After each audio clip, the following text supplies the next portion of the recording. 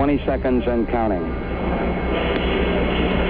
T-minus 15 seconds. Guidance is internal. 12, 11, 10, 9, 8, 6, 5, 4.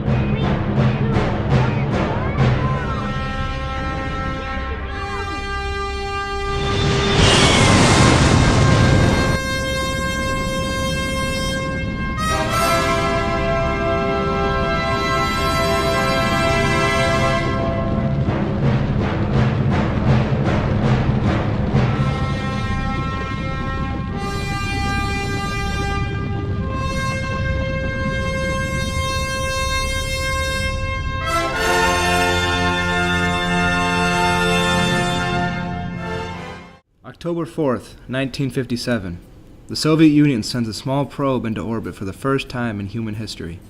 The name of this probe is Sputnik.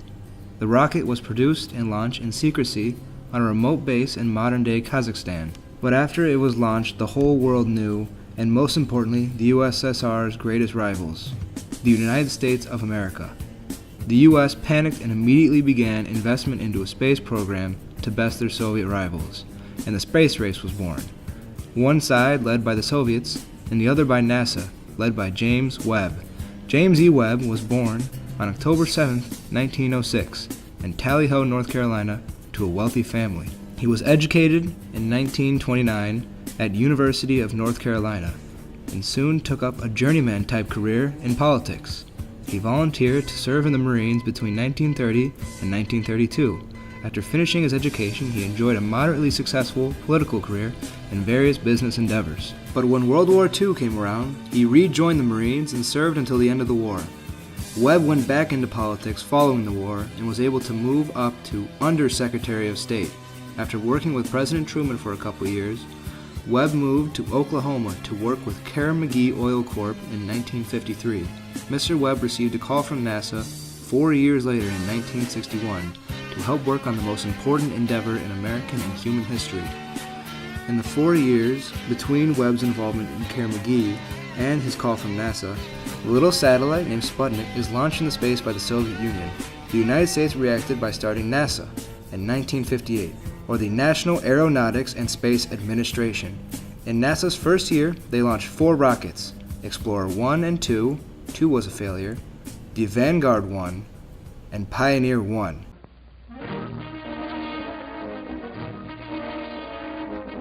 At Cape Canaveral, Florida, the Army's Jupiter C rocket is ready for America's second attempt to launch a space satellite. No relation to the IRBM Jupiter, this is a rebuilt Redstone, a 200-mile missile carrying, instead of a warhead, 3 stages of solid fuel booster rockets and the Explorer, a 6-foot bullet only inches across, crammed with electronic gear.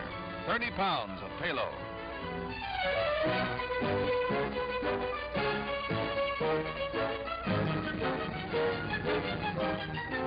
This close-up of the United States edition of Sputnik was made at a press conference with leaders of the scientific teams, Dr. Wernher von Braun, Dr. James Van Allen, and Dr. William Pickering, a 3-way collaboration between private industry, academic science, and the military.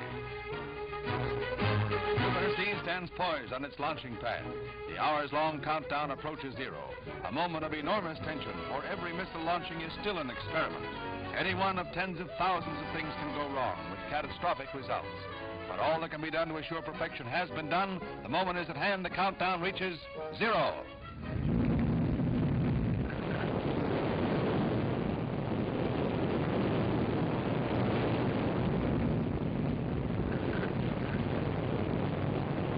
Some 3 minutes later, Explorer is in orbit, broadcasting to the world its coded scientific data. Cosmic ray intensity, meteor impact, solar radiation. These are the dry facts that will help carry man ever farther into the age of space. In 1958, and the years on, the USSR and the US will launch a multitude of rockets, each breaking their own share of records. But the holy grail of space travel was just out of the reach of both superpowers: the successful landing and return trip to the moon. The task was set for James Webb by NASA to lead America to the forefront in space travel. In 1961, he joined the Kennedy Space Station to complete this task. And now for a word from our sponsors. G.I. Joe, G.I. Joe, fighting. Now, a new world of fun with G.I. Joe Air Force. Is your G.I. Joe ready for duty aboard a carrier? Does he have the new deck commander set with jumpsuit, signal paddles, and helmet with earphone? Is he equipped with a new firefighter set, special heat suit, hood, accessory belt, and fire extinguisher? Is he ready to go into space with a new G.I. Joe astronaut capsule and spacesuit, silver uniform, space helmet, communications cord? The realistic capsule has simulated retro rockets, sliding canopy, control panel too. And the capsule floats so recoveries can be made. There's even a phonograph record of an actual flight. G.I. Joe is the greatest. Nothing else is G.I. Joe. Boy, oh boy, it's a Hasbro toy. The facilities used by the United States and the Soviet Union used some of the most expensive and prized equipment in the world at the time. The amount of money and work put into space centers and launch sites cost both countries millions, and these facilities would be emblazoned as some of the most iconic places in the history of the space race. However, the largest and most active facility in the history was the Russian Baikonur Cosmodrome. Built in Kazakhstan, the convenience of the location was identified by only one factor: an abandoned railroad track that would be used to move all the materials and workers to create the facility. Construction began in 1955 and was completed somewhere before August 1957. On October 4th, 1957, the first successful launch to space would occur.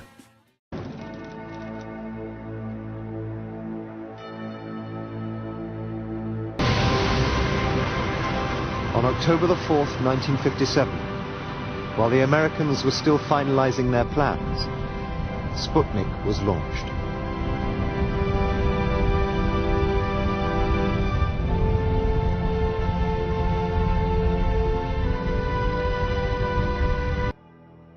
Then, its casing opened. The springs snapped, and the nose cone was pushed out of the way.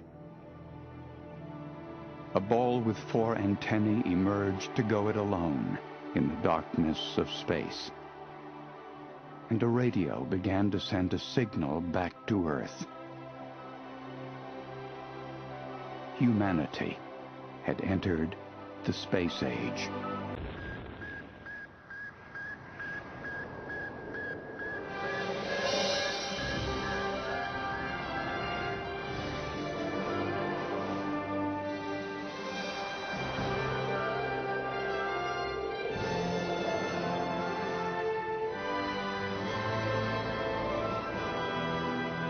Sputnik 1, which would be famed in history as a Soviet success and the new frontier of space, the Russians acclaimed a town, Baikonur, as the site of the launch. But in reality, the Baikonur Cosmodrome was 200 miles southwest of the town. This false advertising and the secrecy involved with the launch site was a Soviet priority. The entire construction process was monitored and kept hidden from the public. Even after construction, the location was kept under maximum security and hushed up, even about an exploding missile accident that killed 150 people on October 24, 1960. It would be decades before the families of the victims of this accident found the truth. On the contrary, the famed United States facilities locations are widely known, and the prestige and technology of the sites were advertised as the best in the world. One of the earlier facilities, the Lyndon B. Johnson Space Center, location was meant for the design, development, operation, and testing of space programs. Initially known as the Manned Spacecraft Center, it became one of the most famed centers in the history of the space race due to its relative success of the site. The center opened in 1963 in Houston, Texas, with the launch of Gemini 4, and as the Gemini programs ended and the Apollo programs began, the location became highly active as the launch site. The Apollo programs received a huge amount of national attention due to the new frontiers of the program and the competitive nature of the United States and the Soviet rivalry. Throughout the 1960s and 1970s, the complied success at the center was the claim to fame of the American space programs. An important location that would be the basis of many launches and tests in rapid succession would take hold at Cape Canaveral, located in the Gulf of Mexico area along the edges of Florida. During the late 1950s, this launch site was beginning to be overloaded with tests and launches along its grounds. As NASA began to focus more towards the space program and manned spaceflight, the increasing need for more space began to affect the progression of the research. To make their use of space more efficient, a mobile launch concept was developed to allow a central processing area to control multiple launches at once. The total time and space needed per launch was also drastically reduced. Now, with the issues of room and timeliness being less of a problem, the focus of the facility went to being prepared to properly accommodate for a launch as huge as the predictions the Moon and manned mission showed. Aside from developing strategies to tackle the lunar missions, including a super rocket to provide for the whole mission or power from multiple rockets, the Cape Canaveral site was looking to become even more useful of a location. Over the course of the 1960s to the 1970s, many more launch pads were constructed and established, as well as a few 10,000 acres of land were made available. The name of the base would become Cape Kennedy, in honor of the late president and his lunar dreams, alongside the Kennedy Space Center that was located at the base of operations on Merritt Island. Although the name of the base was later reverted, the improvements made to the facilities reflected the new frontiers of technological advancement and intricacy through the new equipment. The need for streamlined systematics and efficiency in almost every aspect of facilities was a powerful driving force behind the competitive nature of the United States and the Soviet Union. As the space race drew to a culmination of its long, hard-fought battle, Cape Canaveral would bear witness to a moment in history that would change the world forever: the launch of Apollo 11. And now for a word from our sponsors. Welcome. My name is Copycat. Pretty soon Milky Way comes walking by and I get him to look into my eyes. Then I hypnotize him and make him tell me how to get the flavor of malted milk wrapped in chocolate so I can copy it and make my own Milky Way candy bar. What are you up to, Copycat? Nothing. Come here. No. Look deep into my eyes. Are you looking deep? Pretty deep, yeah. Then you will tell me how to get a Milky Way to taste like a malted milk wrapped in chocolate. No, you will too. You're supposed to be hypnotized. I am? Yes, you looked into my eyes, didn't you? Oh, I'm sorry. I've been looking in your ear. Why, you... I thought you didn't look into your ear. I hope you're looking deep into a Milky Way, boys and girls. Ouch! It's the one candy bar that can't be copied. Tastes like a malted milk wrapped in chocolate. The U.S. constantly had an eye on the Soviet operations. What was seen was a rude awakening. It was already known that the Soviets had a leg up due to the success of Sputnik, but that wasn't the most alarming thing to be seen. The Soviets had begun research on the possibilities of getting humans to go into orbit. The U.S. realized they had to catch up a great deal when Sputnik 2 was launched. It was carrying a small dog named Laika. Laika would be the first living organism to go into orbit, proving that it is possible for something to survive in a capsule all the way to space. That one launch proved that Soviets and US had the same goal of putting a man into space and maybe on the moon. The series of Sputnik launches would prove to be a great achievement for the Soviet space program. Всем советским людям особенно приятно, что коллективы научно-исследовательских институтов, конструкторских бюро, заводов и исполнительных организаций, создавшие новую ракету, посвящает этот спуск 21-му съезду Коммунистической партии Советского Союза.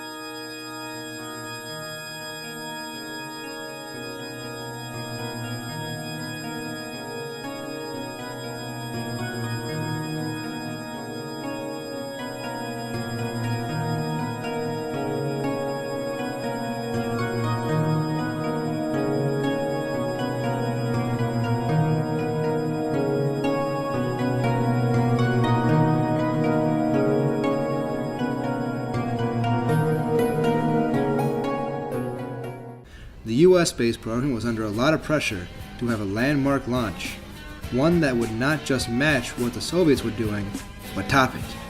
Project Mercury was introduced, with its goal to get a man into space. Originally started in 1958 and ending in 1965, it would involve the work of 2 million people, over 1% of the entire population of the United States of America at the time. The project consisted of 7 men dubbed the Mercury 7. They include Scott Carpenter, Gordon Cooper, John Glenn, Gus Grimson, Wally Schirra, Alan Shepard, and Deke Slayton. Over the course of 4 years, they would be training to be the first Americans to reach orbit and return to Earth safely. Before that could happen, because on April 12, 1961, Yuri Gagarin became the first man in space aboard Vostok 1. This was monumental. It was now very apparent that the U.S. were losing the space race. If the Soviets could get a man into space and we couldn't, that would be the end. President Kennedy knew that this was a huge danger to be losing the space race. If the Soviets could get a man in space and we couldn't, that would be the end.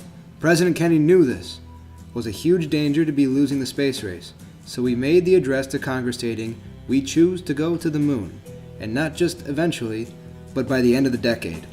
Time would tell if this would come to be true. Barely a year later, on February 20th, 1962, United States astronaut John Glenn orbits the Earth 3 times, one step closer to the moon. With the moon in our sights, the Apollo program was the next step.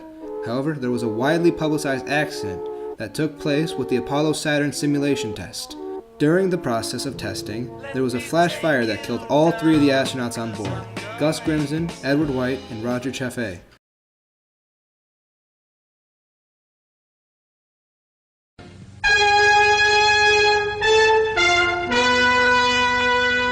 Apollo astronauts Roger Chaffee, Edward White, and Gus Grissom lose their lives in a tragic flash fire aboard their grounded space capsule. The tragedy occurred during a simulated countdown for the first flight of the Apollo program, whose goal is to put a man on the moon by 1970. Grissom and White were veterans of spaceflight, Chaffee a rookie. During a drill similar to this, the entire 3-man crew was engulfed by flames. A blue ribbon panel of space experts is investigating, aided by impounded NASA films and tape recordings. Grissom was one of the 7 original astronauts. White was America's first spacewalker. Chaffee, never in space, had long experience as a jet test pilot. He was proud and happy that his first flight was to initiate the Apollo program. When the tragedy struck, one of the astronauts shouted, "Fire in the spacecraft!" In a few seconds, all 3 were victims of the swift inferno which left the capsule a blackened shell. One reporter said it looked like the inside of a furnace. Investigators theorized that perhaps a short circuit or electrical overload may have sparked the blaze. 27 would-be rescuers were all overcome by smoke and heat.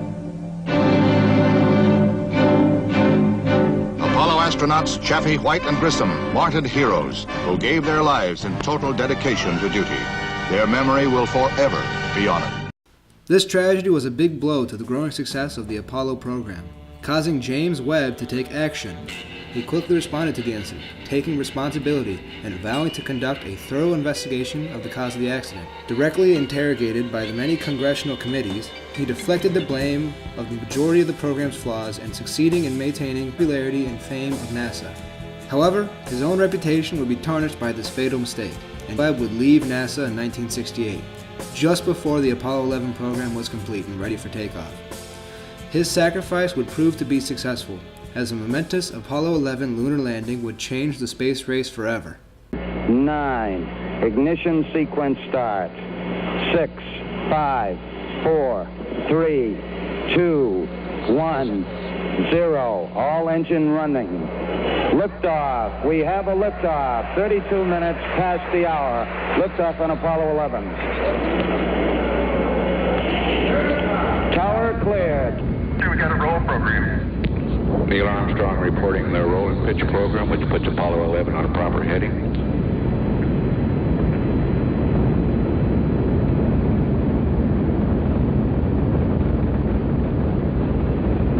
Plus 30 seconds. Roll complete.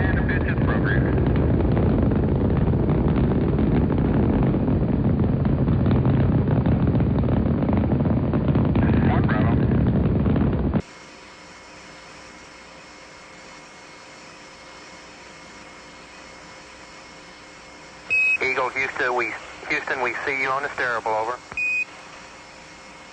Roger, Eagle, conduct. Roger, how does it look? The Eagle has wings. Roger.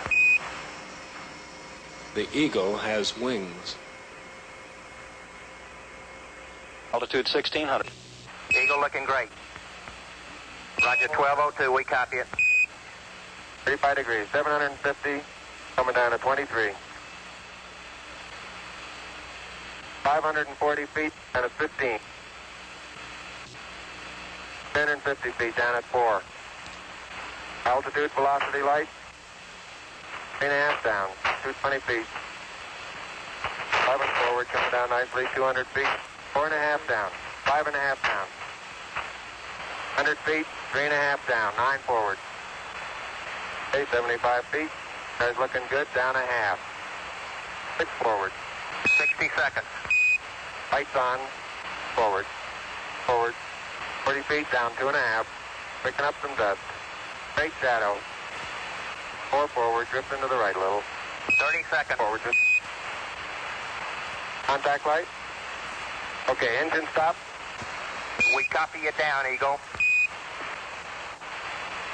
Houston, Tranquility Base here. The Eagle has landed.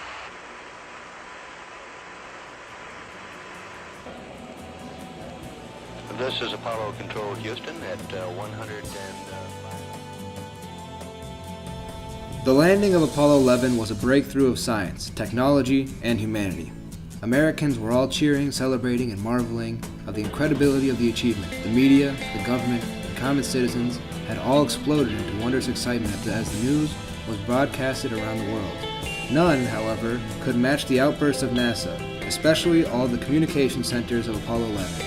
The jubilation was long-lived and marked a huge change in the nature of the space race, with the U.S. as the seeming victors. The Soviet Union's reaction to this enormous United States victory was underwhelming compared to that what had occurred throughout America. An interview with Sergei Khrushchev, son of Russian Premier Nikita Khrushchev, revealed the truth of the Soviet response. According to Mr. Khrushchev, any citizens had little interest or knowledge about the apparent historical success. Although this could be attributed to the scarce mentions of the American victory in the Russian papers, there was not much popularity for the space programs or the space race itself. Few Russians had much to do with the focus of the space program, and those who did often were restricted to certain information. The government's indifference was also a contributing factor, with mostly senses of abandonment towards the space programs. When asking Mr. Khrushchev about how close the battle had come and the margins of the United States' success, he replied that there was no dispute of the impending success of the Americans. The key issue with the Soviet Union was the fact that there was a fierce competition among the various heads of the program. A loss of camaraderie and a sense of distrust forced the program to be largely decentralized, as opposed to the centralized position of the American program. This fractured structure of command within the space program reflected the nature of the Soviet Union, which wouldn't last for much longer. In some ways, the day July 20th, 1968 was the end of the Cold War. The USA landed on the moon and later successfully returned, showing that they were technologically and intellectually superior to their communist rivals. Space travel continues after this, but it never reaches the nationwide popularity of the 600 million people who watch Buzz Aldrin and Neil Armstrong walk along the surface of untouched ground. James Webb, who had not been present for the directing of the lunar landing, had reached his end goal. The U.S. had firmly staked their claim to achieving what no other country had before them done. And although Webb had been ousted by the tragedies of a failed launch, he had proven himself successful by leading and paving the way for the lunar success.